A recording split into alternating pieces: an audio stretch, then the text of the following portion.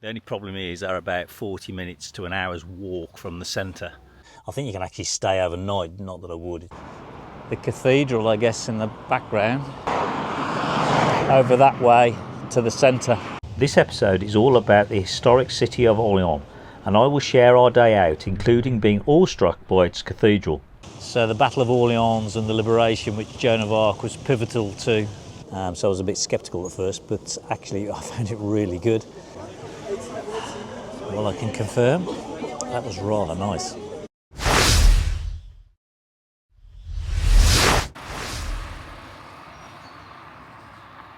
So what's the plan today? Well, we're off to Orléans, the city of Orléans today, just continuing west along the Loire Valley.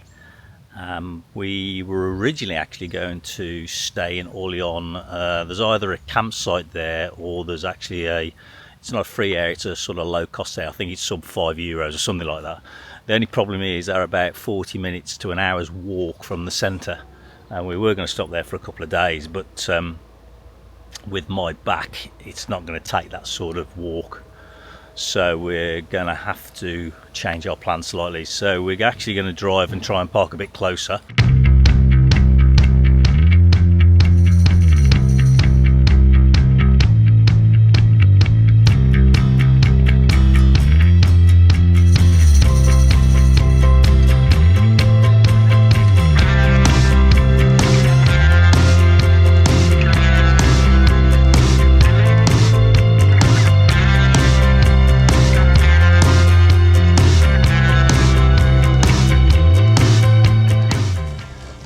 Repeat myself again. I just walked driving through the city, and the observation is that it's very clean. There's hardly any rubbish by the side of the roads or pavements. See, we see this motorhome here. Yeah, it's a half-hour walk. Yeah, that's okay. Yeah, I know. It was more about finding a place where I could park the campervan. Yeah, I know. I'm just thinking about it. Well, we'll do it in chunks. I know it's going to be a longer day.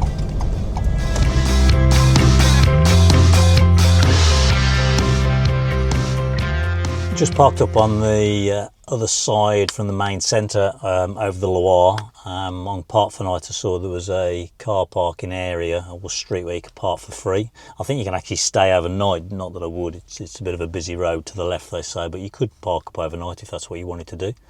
There's a few motorhomes already here. So it's about a 25 minute walk into the centre from here. So that will just be about manageable for me at the moment when we're back, so let's go take a look. As ever, I've put the various layers of van security in place.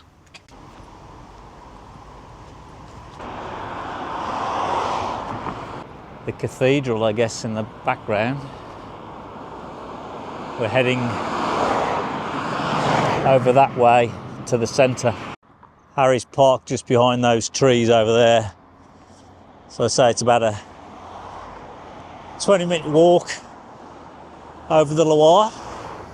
So the two campsites I mentioned earlier that we were going to stop at are down this way. Further down there's a paid campsite, and then there's an air that's, I think it's a small fee, around about €5. So you'd have to walk all the way from this side. I can't remember if it's that side of the bridge that's down there or this side. I'll put it up on a map, but that would have been just too much of a walk for me anyway. Must say I'm feeling quite excited this morning about going around Orléans. So I've just checked on the map, and in fact the campsites are beyond that bridge, so it's quite some walk. But it's okay if you're here for 2 or 3 days, or you got bikes or whatever. That would be ideal, I'd say. It's got a lot of rich history around Joan of Arc, so we'll see a lot of history about her, which is really at the essence of France in a way, historically. Looks like the Loire is split into two here. There's a bit of an island. Small community garden by the looks. So as we walk along the river, you start to see the evidence of the Renaissance type buildings in the city. I'm guessing that might be a search and rescue training session. The raft there, and they're all in red uniform. Over the far side there's like all wires dangling down, so that's, I guess, where they do the speed canoeing here with the rapids and the flow of the river. I must admit, I'm always awestruck by people working in the emergency services. That says Jules Verne on it. I don't know if that's a station or...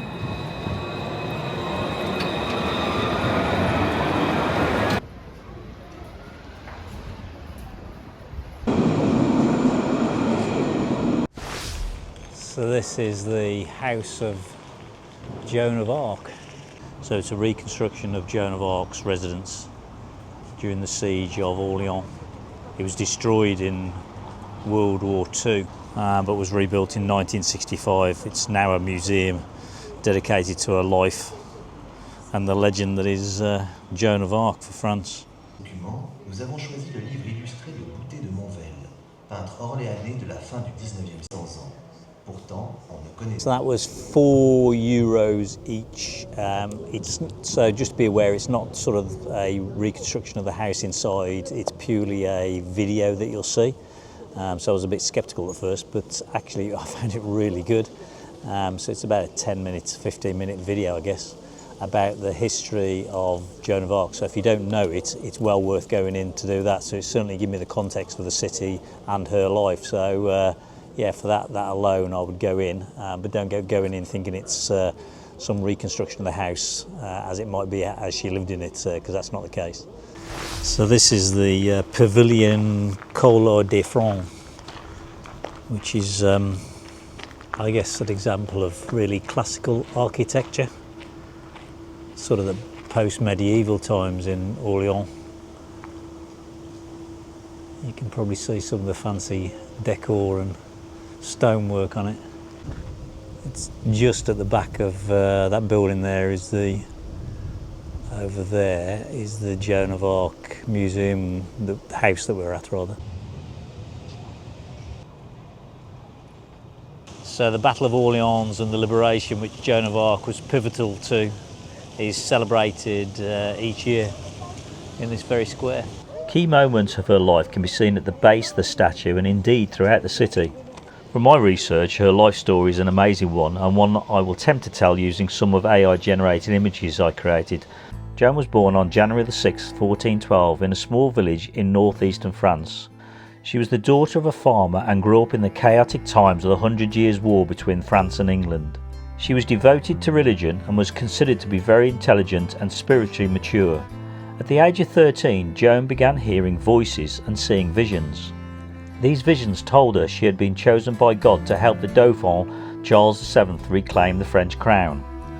Her divine mission was to drive out the English and crown Charles as king. At the age of 16, Joan convinced a local commander into giving her an escort to meet Charles VII. Joan met the would-be king in March 1429 and impressed him during a private meeting. She was then sent for a theological examination at Poitiers to test the legitimacy of her claims and visions. Theologians found nothing false in her claim. Charles granted her armour and a banner and command over an army, although she had no formal military training. In the spring of 1429, Orleans was under the siege by the English and Burgundian forces. The city was on the brink of falling. Joan of Arc, just 17 years old, arrived at Orleans on April 29, 1429, dressed in armour, carrying a white banner claiming she was sent by God. Though initially sidelined by commanders, Joan inspired the troops and people of Orleans with her faith, energy and confidence. She took part in military councils and urged offensive action, something the commanders had been reluctant to do. The French began attacking the English fortifications around the city led by Joan. On May 8, 1429, the siege was lifted, the English retreated. It was Joan's first major military victory and a turning point in the war. After the victory, Joan became known as La Pucelle d'Orléans, translated to the Maid of Orleans. After, Joan led a series of swift attacks along the Loire Valley, recapturing key towns like Beaugency, which we'll be visiting next. Joan insisted Charles be crowned to legitimise his rule. She led him through enemy territory to Reims, the traditional site of French coronations. On July 17, 1429, Charles VII was crowned, with Joan standing beside him. Joan went to defend Compiègne from a Burgundian siege. During a retreat, the drawbridge was raised too soon. She was captured by the Burgundians. She was eventually sold to the English. Joan was taken to Rouen in English-controlled Normandy. She was put on trial by an ecclesiastical court sympathetic to the English. The charges: heresy, witchcraft, wearing men's clothes, and claiming divine visions. Despite intimidation, Joan refused to deny her visions. She was found guilty, and on May the 30th, 1431, at just 19 years old, she was burned at the stake in the marketplace of Rouen. Well, we're trying to work out if that's steam or if it's very fine water vapour.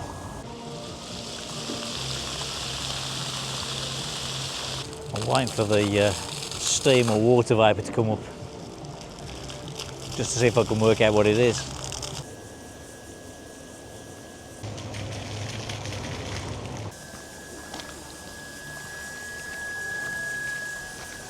No, it's water. So it's now time to treat ourselves. Oh, that's nice. Jane's had croquet, but it wasn't quite come out as we expect, so it looks like it's on bread, to be honest.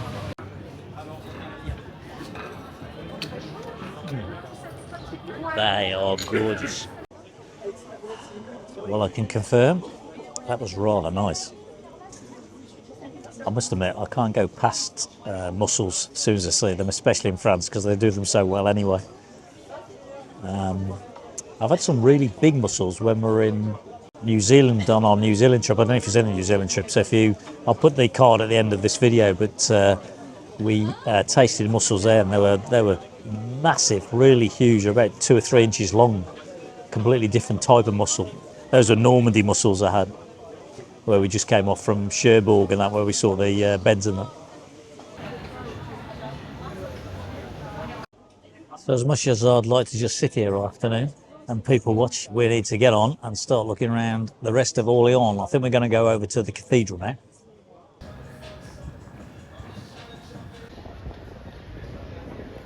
So one thing we've noticed, although it's a Tuesday here, even for a city, it's so quiet in comparison to, I don't know, say London or whatever.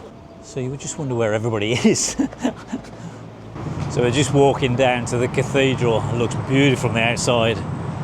But the benchmark for me is actually another French cathedral in Rouen, which was just stunning, I have to say. So it'd be interesting to compare this one against the Rouen Cathedral. The cathedral apparently houses stained glass windows that tells the story of Joan of Arc, so it'd be interesting just to go and take a look at that.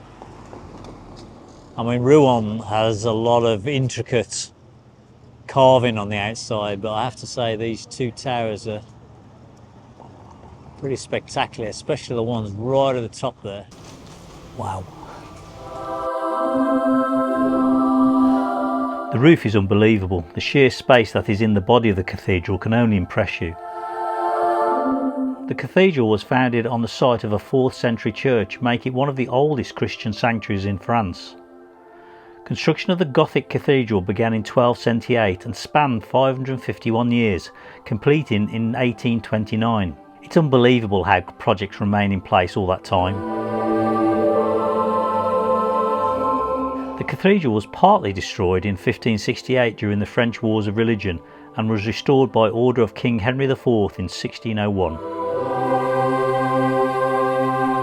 The cathedral dimensions are 140 metres long with an 88 metre tower height and a 114 metre central spire, making it larger than Notre Dame in Paris. As we saw earlier, Joan of Arc is intrinsically linked to Orleans and prayed here on May 2nd, 1429, before leading her army to liberate the city from English forces. There are 10 stained glass windows that recount her story within the cathedral. Joan of Arc here is depicted in the golden armour to make her stand out in the scene. This one is the scene, I believe, in Rouen where she was burnt at the stake. I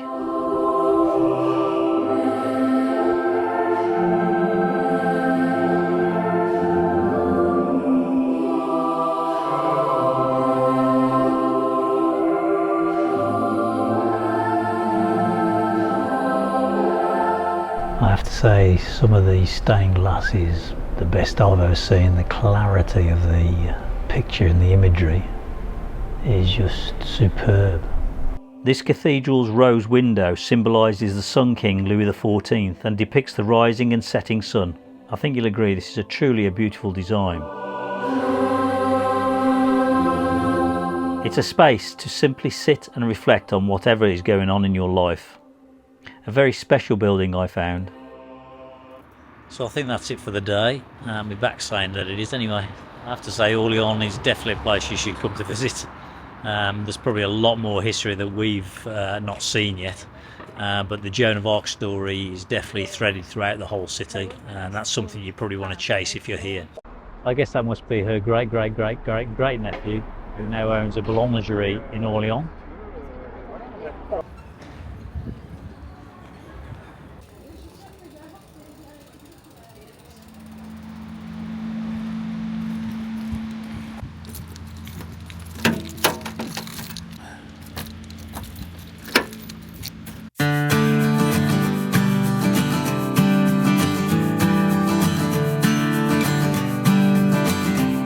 I've identified a small air not too far away, as I'm equally tired as I am exhilarated by the day's sights.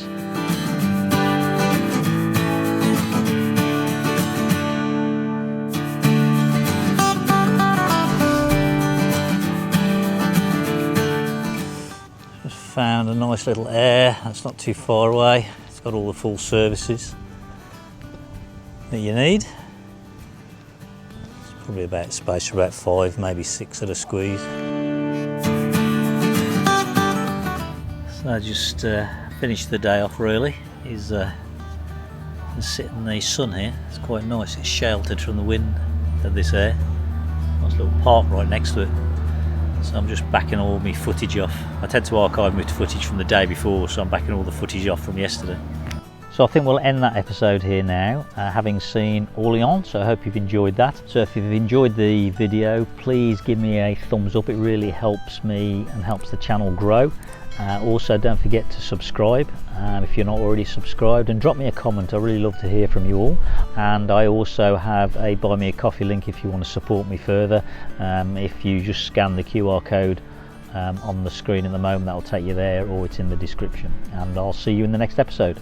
As mentioned earlier in the episode, the top link video shows the Rouen Cathedral we visited in the first French series, so let us know which one you prefer. And if you're interested in seeing the New Zealand mussels, that's the bottom episode, and that was from the Getaway adventure from Down Under.